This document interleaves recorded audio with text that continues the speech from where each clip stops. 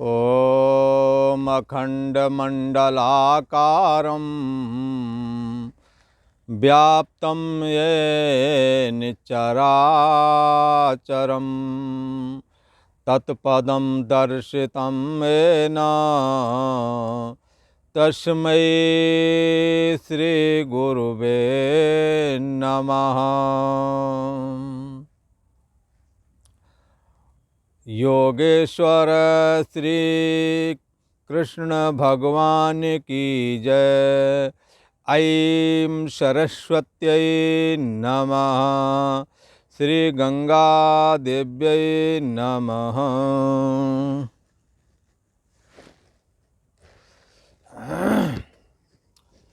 पूर्व का प्रसंग एक बार स्मरण करते हैं। पूर्व में भगवान श्री कृष्ण ने कहा कोई भी कर्म होने के पीछे 5 ही कारण हैं। अधिष्ठान कर्ता, विविध प्रकार की चेष्टा, विविध प्रकार के साधन तथा 5वां दैव, जिसको प्रारब्ध भी बोलते हैं, कोई भाग्य बोलता है। तो क्या है, ये 5 जहाँ पर चीज़ें उपलब्ध हैं वहाँ पर कोई चाहे शुभ कर्म हो चाहे अशुभ कर्म हो, कर्म होवेगा। ऐसा होने पर भी जो आत्मा को कर्ता मानता है, कर्ता कौन है, करने के पीछे कारण क्या, ये 5। परंतु फिर भी जो ऐसा मानता है मैंने किया, तो अहंकार विमूढ़ आत्मा, ये विमूढ़ है, इसको समझ नहीं है। न स पश्यति दुर्मति, वो ठीक नहीं देखता है। तत्रैवं सत्कर्तारा मात्मानं केवलम तुया पश्यति कृतबुद्धित्वान् न स पश्यति दुर्मति। ऐसा होने पर भी जो अपने को कर्ता मानता है, यानी आत्मा को कर्ता मानता है, तो वो मलिन बुद्धि वाला है, ठीक नहीं जानता वो। ऐसा भगवान श्री कृष्ण ने कहा। और भगवान श्री कृष्ण ने तो ये कहा चाहे अच्छा कर्म हो चाहे गंदा कर्म हो, सबके करने के पीछे ये 5 कारण हैं। परंतु यदि तुम, ये तब संभव है जब तुम अपने को कर्ता नहीं मानोगे, तो आपको ये 5 हेतु दिखेंगे किसी भी कर्म के होने में। तो भगवान श्री कृष्ण ने कहा जिसके अंदर अहंकृतो, मैंने किया, ये भाव खत्म हो गया है, बल्कि क्या भाव आ गया, नाहंकृतो। जिसके अंदर ऐसा भाव आ गया है कि मैं कर्ता नहीं हूं। जिस पुरुष के अंतःकरण में मैं कर्ता हूं, ऐसा भाव नहीं है। नाहंकृतो, मैं कर्ता हूं, ऐसा भाव नहीं है। और जिसकी बुद्धि कहीं भी सांसारिक पद पदार्थों में लिप्त नहीं होती है, वो यदि लोक कल्याण के निमित्त अथवा और किसी कारणवशात संपूर्ण लोकों का भी विनाश करना पड़े, तो भी वो इन सभी लोगों को मार करके भी वास्तव में न तो मारता है, ना ही मारने के पाप से वो बंधता है। यहाँ कहने का अभिप्राय ये है, यदि हम अपने अंदर से कर्तापन को बाधित कर सकें तो कर्म हमें नहीं बांधेगा। यदि हम ऐसा जान सकें, शरीर मन और इंद्रियों तथा मन बुद्धि से ही सारे कर्म होते हैं, पर इन्हों का जानने वाला क्रियाशील नहीं है, वो अक्रिय है, उसमें कर्म नहीं है, ऐसा यदि समझ लें। जैसा कि भगवान श्री कृष्ण ने कहा, सारा जगत इंद्रियों के द्वारा जब दिखता है, इंद्रियों में क्रिया है, जगत में क्रिया है, और इंद्रियां मन में दिखती, मन के द्वारा दिखती हैं, मन के द्वारा संचालित भी हैं, मन से ही उत्पन्न हुई हैं। जब मन जुड़ता है इनों से, तब ही कोई भी इंद्रिय सक्रिय हो पाती है। ऐसी जो इंद्रियां हैं वो मन के बगैर चेष्टा नहीं कर सकती। इसलिए मन ही 5 ज्ञानेंद्रिय रूप धारण करता है। जैसे हथेली 5 अंगुली वाली है, ऐसे ये मन ही 5 ज्ञानेंद्रियां के रूप में परिणत हो जाता है। जब देखना होता है तो चक्षु, जब सुनना होता है तो श्रोत्र बन जाता है, सूंघना होता है तो घ्राण पर आ जाता है, और यदि रस चखना होता है तो रसना पर आ जाता है, स्पर्श सुख लेना है तो त्वचा पर पहुंच जाता है। अर्थात 5 जो ज्ञानेंद्रियां हैं ये मन बना हुआ है। यही वजह है जिस ज्ञानेंद्रिय के साथ मन नहीं जुड़ा है वो फिर इंद्रिय सक्रिय नहीं हो पाती। जैसे आप सामने देख रहे हैं पर आपका मन कहीं और लगा हुआ है, तो आप सामने से यदि कोई निकल गया तो भी नहीं जान पाएंगे। और जैसे आपका मन कहीं लगा हुआ है, आपको कहीं जाना है, माना कि शाम के 7 बजे जाना है, और तो किसी ने आपका मन दूसरी जगह लगा हुआ और किसी ने बताया कि 7 बजे जाना है, ध्यान से नहीं सुन पाओगे, पता लगे गाड़ी छूट गई। हाँ, एक बार ऐसा ही हम लोग बैठे थे 3-4 लोग, और ट्रेन जाना था, बोले ट्रेन 17 बजे, बोला तो 17 बजे का मतलब है 12, 5, 17, 5 बजे पहुंचना चाहिए था।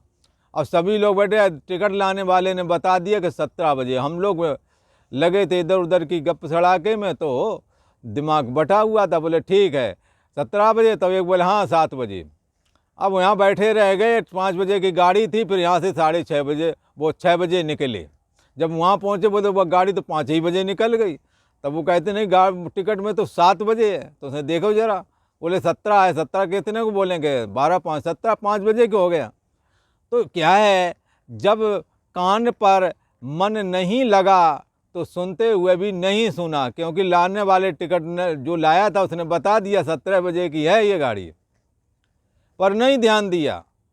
इससे जाना जाता है कि 5 ज्ञानेंद्रियों के रूप में मन ही है।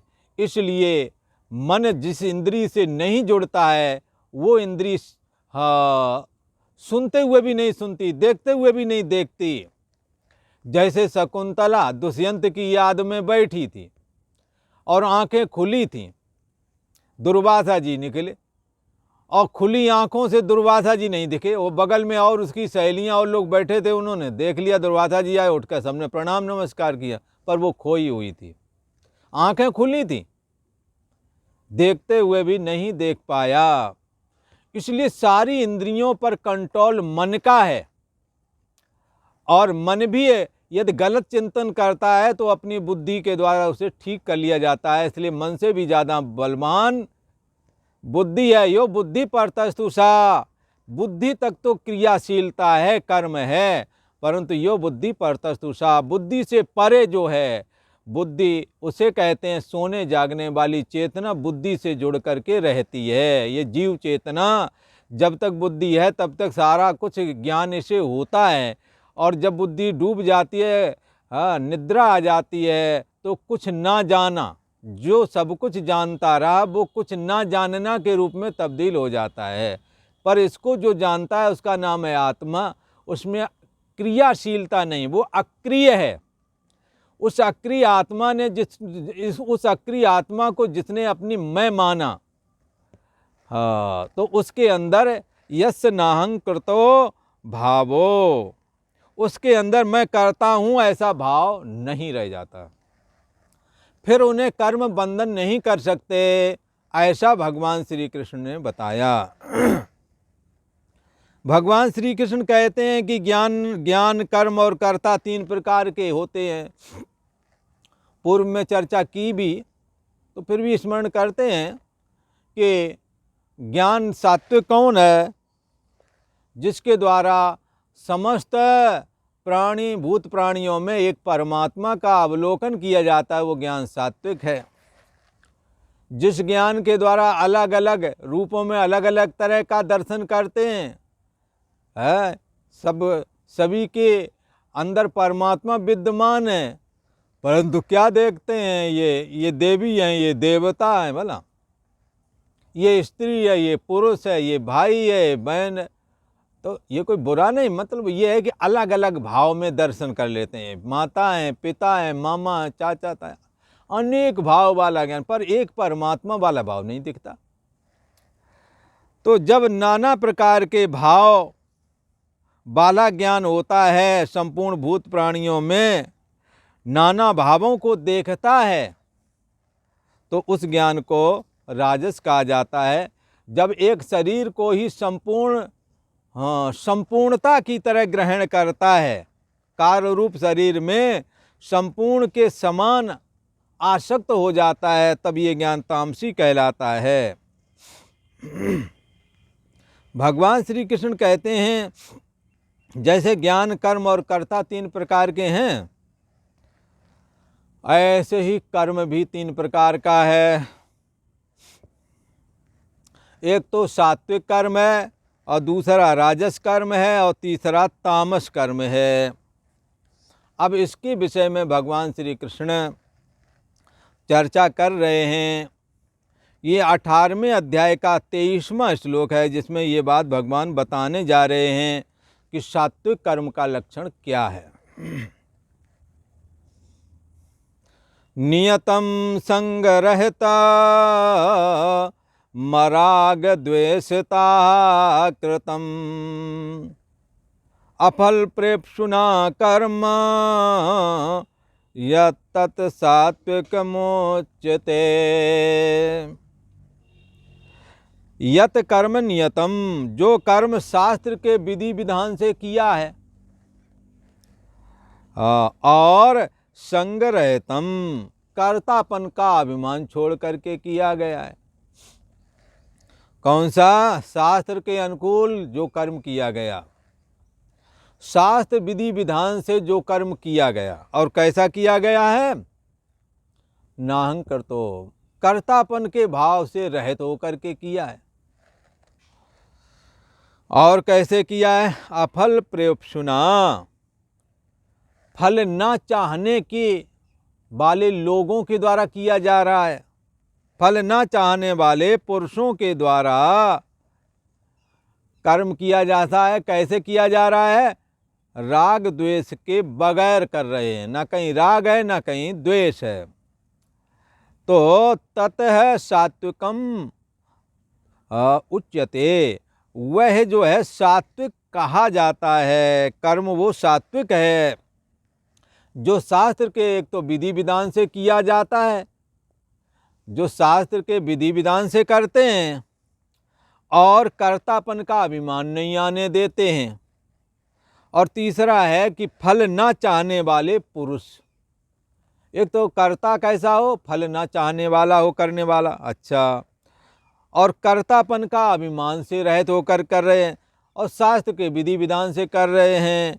तो ऐसा जो कर्म है राग द्वेष के रहित किया गया है, ऐसा कर्म सात्विक कर्म कहलाता है। कर्म मात्र शरीर, वाणी और मन से जो क्रिया होती है उसका नाम कर्म है। परंतु वही कर्म जब शास्त्र के विधि विधान से किया गया हो, और कर्तापन का अभिमान त्याग करके किया गया हो, राग द्वेष से रहित होकर के किया गया हो, अफल प्रेप्सुना, फल की चाहना छोड़ करके किया गया हो, तो ये कर्म कैसा भी क्यों ना हो, सात्विक कर्म हो जाता है। भगवान श्री कृष्ण कहते हैं, इस प्रकार से साधक को चाहिए कि वो गीता के अनुसार सात्विक कर्म का संपादन करे, और कर्तापन के अभिमान से अपने को बचाए रखे, फल की आकांक्षा हृदय से निकाल करके बाहर कर दे, तो ये कर्म सात्विक हो जाता है। यही कर्म बंधन को काटने वाला बन जाता है। अब भगवान श्री कृष्ण इस 18वें अध्याय के 24वें श्लोक में राजस कर्म का लक्षण कर रहे हैं। भगवान श्री कृष्ण ने कहा, अर्जुन यत्तु कामेप्सुना कर्म साहंकारेण वा पुनः क्रियते बहुलायासं तद राजस मुदाहृतम्। कहते हैं यत्तु कामेप्सुनः, परंतु जो कर्म बहुलायासम, यत कर्म बहुलायासम पुनः कामेप्सुनः, परंतु जो कर्म बहुत परिश्रम से युक्त होता है, बड़ा परिश्रम करना पड़ता है, तथा कामेप्सुनः, भोगों के चाहने वाले पुरुषों के द्वारा जब किया जाता है। पहले वाला सात्विक कर्म किनके द्वारा किया गया है? फल की इच्छा को छोड़ करके करने वालों के द्वारा किया गया, तो वो सात्विक कर्म था। पर राजस कर्म में कर्ता कैसा होता है? जो कर्म बहुत परिश्रम से युक्त होता है और भोगों के चाहने वाले पुरुषों द्वारा किया जाता है, वह अथवा साहंकारेण, अहंकारी पुरुषों के द्वारा जब किया जाता है, बहुत परिश्रम से युक्त जो कर्म बहुत परिश्रम से किया जाता है, दूसरा भोगों को चाहने वाले लोगों के द्वारा किया जाता है, और अहंकार संयुक्त पुरुषों के द्वारा किया जाता है, हाँ, तो वह कर्म कैसा है? तत् राजसम उदाहृतम, वह कर्म राजस कहलाता है। ये भगवान श्री कृष्ण ने बात बताई। यत्तु कामेप्सुना कर्म साहंकारेण वा पुनः क्रियते बहुलायासम तद राजसम उदाहृतम। परंतु हे अर्जुन, जो कर्म बहुत परिश्रम से किया जाता है, परिश्रम तो बहुत किया पर हाथ कुछ ना लगा, तो वो कर्म राजस कहलाता है। बहुत परिश्रम से युक्त है, बहुत दिन रात करते हैं और पता लगे रोटी मुश्किल से चल रही है, राजसी कर्म। इसलिए रजसस्तु फलम दुखम, रजोगुण का फल दुख है। जीवन भर घर गृहस्थी के काम करते हैं, रजोगुण से प्रेरित होकर के दिन रात अपने को एक्टिव रखते हैं, क्रियाशीलता में बंधे रहते हैं। खूब दिन रात मेहनत करने वाले लोग भी कई बार वृद्धावस्था में पहुंचते पहुंचते ये बोलने लगते हैं, लगता जो हमने किया बेकार हो गया, किसी काम का नहीं रह गया, हमने तो बड़ी मेहनत की, हम कहीं के नहीं रह गए, हमारे को सुख प्राप्त नहीं होता।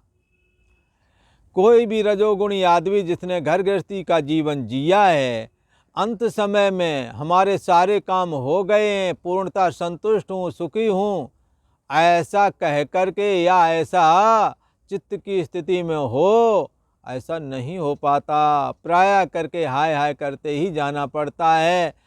अपने द्वारा आरंभ किए गए समस्त कर्मों को बीच में ही छोड़ करके ये जीव चला जाता है।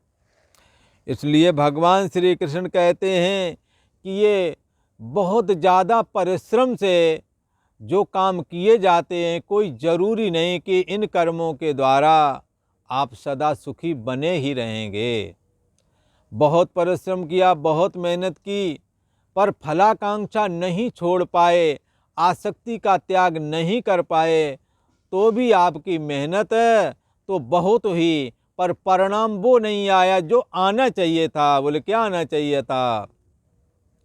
सकल सुकृत फल राम सनेऊ, संपूर्ण सुकृत का, धर्म कर्मों का, शुभ कर्मों का फल परमात्मा के चरणों में प्रेम हो जाना है। इसलिए भगवान के चरणों में प्रेम हो, ऐसा कोई उपाय करना चाहिए। एक जगह भागवत में कह रहे थे आचार्य जी कि अत केनापि उपायेन मनः कृष्णम नियोजयति, कोई उपाय करें अपने मन को भगवान श्री कृष्ण में लगाना है, क्योंकि भगवान श्री कृष्ण की भक्ति अंतर्यामी आत्मा में विश्रांति लाभ प्राप्त करा देने वाली है, परम शांति देने वाली है। भगवत भक्ति से बढ़कर के संसार में और कुछ नहीं है। बड़े बड़े ऋषि महर्षियों ने भगवान के लिए निष्काम भाव से कर्म किए, दूसरों की सेवा की और यही मांगा कि हे भगवान, जन्म जन्म रति राम पद यह वरदान न आन। हमारा जन्म जन्मांतर में भगवान श्री हरि की भक्ति में ही हमारा मन सदा लगा रहे। धर्म न अर्थ न काम रुचि, कुछ नहीं मांगा, बल्कि जहि जौन जन्मों कर्म बस तहाँ राम पद अनुराग हूँ। जहाँ हमारा जन्म हो जाए कोई बात नहीं, पर मैं जहाँ जन्मूँ वहाँ परमात्मा श्री हरि के चरणों में, परमात्मा श्री राम प्रभु के चरणों में मेरा प्रेम बना रहे। क्योंकि प्रेम ऐसा है जिससे भगवान भक्त के अधीन हो जाते हैं। भगवान जगत के ईश्वर हैं तो भी प्रेम विवश अर्जुन रथ हाँक्यो, भूल गए ठकुराई सबसे ऊंची प्रेम सगाई। भगवान से प्रेम का नाता, भक्ति का नाता जोड़ना चाहिए। भगवान सबके सुहृत हैं और भगवान को स्मरण करते हुए यदि कर्म करें तो कर्म भी सार्थक हो जाएगा। एक दिन भगवान शरीर मन और इंद्रियों के जानने हारे, वो जानने हारे हैं, सबका आश्रय प्रकाशक हैं। जितनी भी क्रिया है वो शरीर मन इंद्रियां और बुद्धि में ही है, पर इन्हों को जो जानने वाला परमात्मा है उसमें ये क्रिया नहीं है। इसलिए कर्म की हों स्वरूपें चीने, जिसने इस रहस्य को जाना है उसके द्वारा कर्म होते हुए भी उसके कर्म नहीं होता। क्यों नहीं होता? क्योंकि उसने अपना कर्तापन बाधित कर लिया है, अपने को कर्तापन से रहित उसने बना लिया है। इसलिए भगवान श्री कृष्ण ने कहा, मानो एक भगत कर नाता, एक भक्ति का नाता ये श्रेष्ठ है। भक्ति से भगवान भी भक्त के अधीन हो जाते हैं और भक्त की लीला बड़ी अपार है। उसे धर्म अर्थ आदि कुछ भी नहीं चाहिए, भगवान के चरणों में प्रेम चाहिए। भगवान श्री कृष्ण कहते हैं, जब वह यही कर्म फल की इच्छा रख के किए जाते हैं और अहंकार से युक्त होकर के किए जाते हैं, तब यही कर्म रजोगुणी कहलाते हैं और रजसस्त फलम दुखम, और रजोगुणी कर्म का फल दुख ही प्राप्त होता है। यही वजह है घर गृहस्थी का जीवन जीने वाले सब कुछ करते हैं पर रजोगुणी कर्म से छूट नहीं पाते और अंत में दुख को ही प्राप्त होते हैं। तो इस प्रकार से ये रजोगुणी कर्म है। कौन से कर्म रजोगुणी हैं? एक बात समझ लो, फल की इच्छा मन में रख करके अर्थात स्वार्थ बुद्धि रख करके आप कर्म कर रहे हैं, चाहे जितना अच्छा कर्म क्यों ना हो वो रजोगुणी हो जाएगा। अहंकार से युक्त होकर के, कर्तापन से युक्त होकर के कर रहे हो, ये कर्म तुम्हारा रजोगुणी हो गया। वही कर्म जब कर्तापन का अभिमान छोड़ दिया, आसक्ति और फल की इच्छा छोड़ दी और किया, तो वही कर्म सात्विक हो गया। और तमोगुणी कर्म कब हो जाता है, इस बात की चर्चा इस 25वें श्लोक में भगवान श्री कृष्ण करने वाले हैं। 18वें अध्याय का ये 25वां श्लोक है, जिसमें भगवान क्या कह रहे हैं? अनुबंधम क्षयम हिंसा मन वेक्ष च पौरुषम मोहादारवते कर्म तत्तामसमुच्यते। भगवान श्री कृष्ण कहते हैं, अर्जुन यत कर्म अनुबंधम क्षयम हिंसाम, जो कर्म तुम कर रहे हो उस कर्म, तुम्हारे कर्म करने की वजह से क्या हुआ रिएक्ट? बोले रिएक्ट ये हुआ है, जो कर्म करने से बदले में हानि होती हो भला, और तुम्हारे उस कर्म के करने से लड़ाई झगड़ा हो जाए, हिंसा हो जावे, और जो तुम कर्म कर रहे हो पता लगा कर्म तुम करके आओ तुम्हारी कुटाई हो गई, तो मतलब ये सामर्थ्य को तुमने विचारा नहीं कि हम जो कर रहे हैं दूसरे का विरोध, कल को वो अगला आदमी आ जाएगा तो हमारे पास बचाव का क्या हल है। बकवास करने भर से काम नहीं चलता, पीछे से उसका रिएक्शन क्या होने वाला है ये भी तो विचारना चाहिए। यदि नहीं विचारते तो, और कैसा बताए हैं, सामर्थ्य को ना विचार करके केवल ऐसे ही बकवास कर दिए। केवल अज्ञान से आरंभ जब कर्म किया जाता है तो क्या होता है, तत्कर्म तामस उच्यते, फिर वह कर्म तामस हो जाता है। जैसे उदाहरण के लिए एक लड़का पढ़ा लिखा था, उससे कहें कुछ नौकरी धंधा कर लो, छोटी मोटी नौकरी नहीं उसे अच्छी लगे, बड़ी नौकरी उसको मिले नहीं, परंतु पिता के कुछ पैसे रखे थे 20-25 लाख रुपया, और ख़ास करके ये देखना जिन माँ बाप के पास ये बैलेंस होता ना तो लड़कों की नज़र उसी पर रहती है, और वो बार बार तरह तरह की बातें उपोद्घात करके बताएंगे, वो ऐसा गया था, वहाँ ऐसा धंधा कर लिया और तो तुरंत इसका दूना हो जाएगा, वैसा हो जाएगा, ऐसी बातें बताएंगे।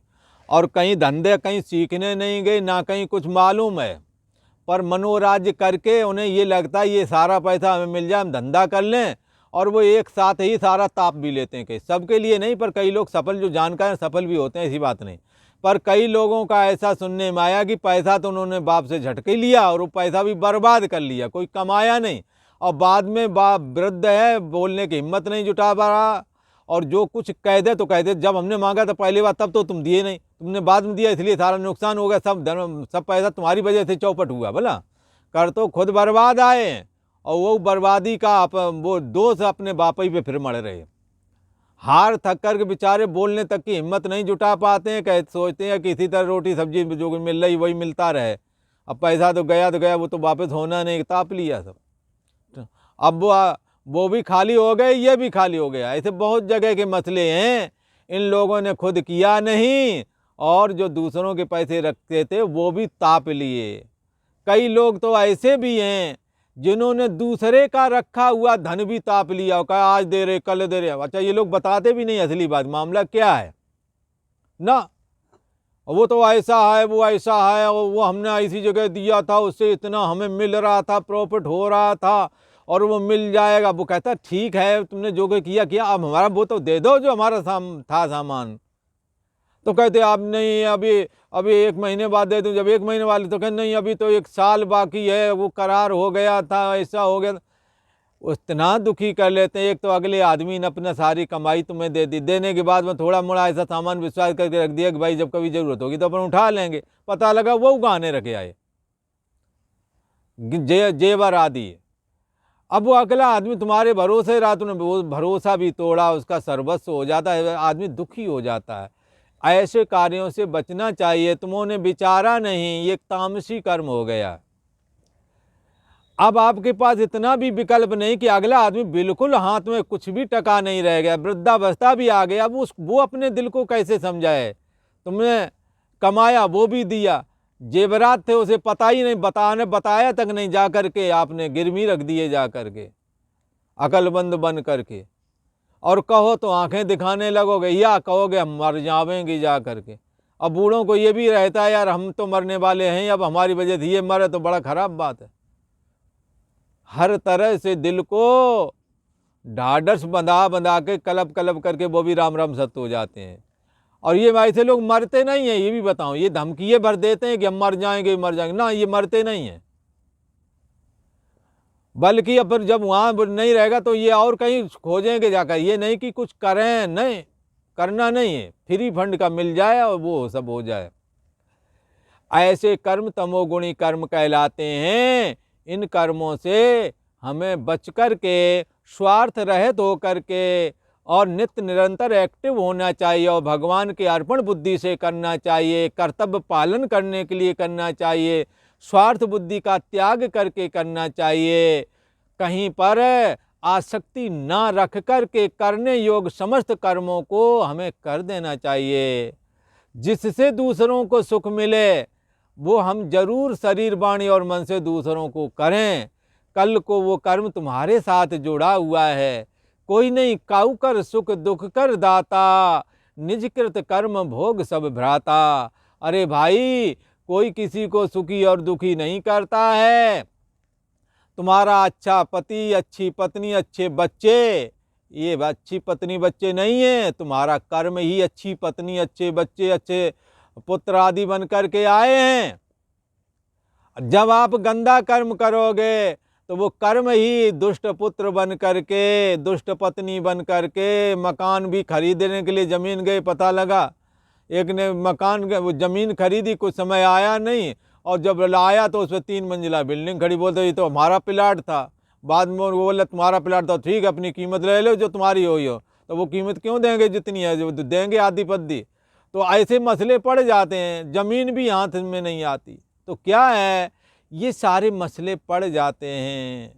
कोई नहीं काऊ कर सुख दुख कर दाता, किसी के धन मत हड़पो। कल को तुम्हारा ये जन्म चलो पूरा हो गया, अगले जन्म में आओगे वो कर्म फिर एक दिन घूम फिर करके आपके पास आएगा और आपको जब कष्ट देगा तो लगेगा यार हमने तो कभी किसी का कुछ किया नहीं, हमारे साथ ऐसा क्यों हो गया।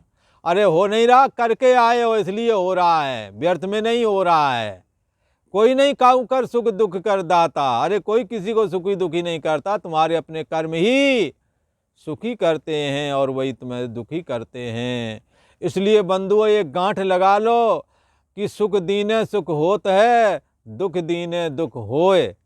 हाँ, 4 वेद 6 शास्त्र में बात मिली है दोए। सुख दीने सुख होत है और दुख दीने दुख होए। ऐसा हृदय में धारण करके और सबके प्रति कर्तव्य पालन की दृष्टि से कर्म करें, बदले में कुछ चाहें ना, तो क्या होगा, वो फल फिर सुकृत बन जाएगा, पुण्य कर्म बन जाएगा और सकल सुकृत फल राम सनेहो। संपूर्ण सुकृत का फल परमात्मा के प्रति प्रेम होना है और जीवन में भगवान के चरणों में प्रेम हो जाए, श्री कृष्ण के चरणों में प्रेम हो जाए। इससे बढ़कर के दुनिया में और कोई वस्तु नहीं है। जो जिसका आराध्य भगवान सदाशिव के चरणों में प्रेम हो जाए, इससे बढ़कर के कोई बड़ी बात नहीं। दुर्गा भवानी के चरणों में प्रेम हो जाए, इससे बढ़कर के कोई बड़ी बात नहीं। ये सब ईश्वर के रूप हैं। इन भगवान ये जो परमात्मा जो सगुण निराकार है, जिसका नाम ओम है, जिसका कोई रूप आकार नहीं, ऐसा जो मूल प्रकृति और परमात्मा एजुकल टू जो ओम नाम वाला ईश्वर है, ये सगुण निराकार कहलाता है। इसी के ये 5 रूप हैं, दुर्गा, शिव, शक्ति और वो सूर्य, गणेश, विष्णु, ये सब उसी के रूप हैं। एको देवा सर्वभूतेश गुणा, एक ही देव है, सब में समाया है और कहीं दूर नहीं, तुम्हारे हृदय देश में विद्यमान है। अंगुष्ठ मात्रा पुरुषा अंतरात्मा सदा जना नाम हृदय सन्निविष्ट। हृदय रूपी गोलक में, बुद्धि रूपी गुहा में वो परमात्मा प्रतिफलित हो रहा है और अहम अस्मि करके अभिव्यक्त हो रहा है। जो अभी जाग रहा, बाद में सो जाएगा, तो सोने पर कुछ ना जाना ये भी जान जाता है। अभी सब कुछ जान रहे उसको भी जान रहा है, जब कुछ नहीं जानोगे तो उसको भी जानने लगता है। ये जो जानने वाली ज्ञान मात्र शक्ति है, चैतन्य शक्ति है, इसका नाम है आत्मा, इसका नाम है ब्रह्म। इसमें कर्म नहीं है, कर्म शरीर मन और इंद्रियों में है। जब ऐसा ये जान जाता है कि कर्म तो शरीर इंद्रिय मन बुद्धि में, मेरे में कर्म नहीं है, तब अकर्ता भाव उत्पन्न हो जाता है और अकर्ता भाव में स्थित होने से कर्म का बंधन कट जाता है। भिद्यते हृदय ग्रंथि छिद्यन्ते सर्व संशया, क्षीयन्ते चाश कर्माणि तस्मिन् दृष्टे परावरे। हृदय ग्रंथि के कटने से कर्म का बंधन कट जाता है और बुद्धि देश का साक्षी परमात्मा को सोहम अस्मि, वो मैं हूँ, ऐसा भाव से जब उपासना करते हैं और उसमें जीव भाव रूप मन को जब स्थित कर लेते हैं, लीन कर लेते हैं, तो साधक धन धन हो जाता है, कृतकृत हो जाता है। भगवान श्री कृष्ण कहते हैं जो कर्म करने के बाद में हानि होती हो, हिंसा होती हो, हाँ वो कर्म समझ लो तमोगुणी है। और जिस कर्म को करने के बाद में पता लगे कि हमने सामर्थ्य को विचारा नहीं, दूसरे का पैसा दुनिया भरे का उधार ले आए और लौटाने का भी हिम्मत नहीं, पहले वाला डुबो दिया।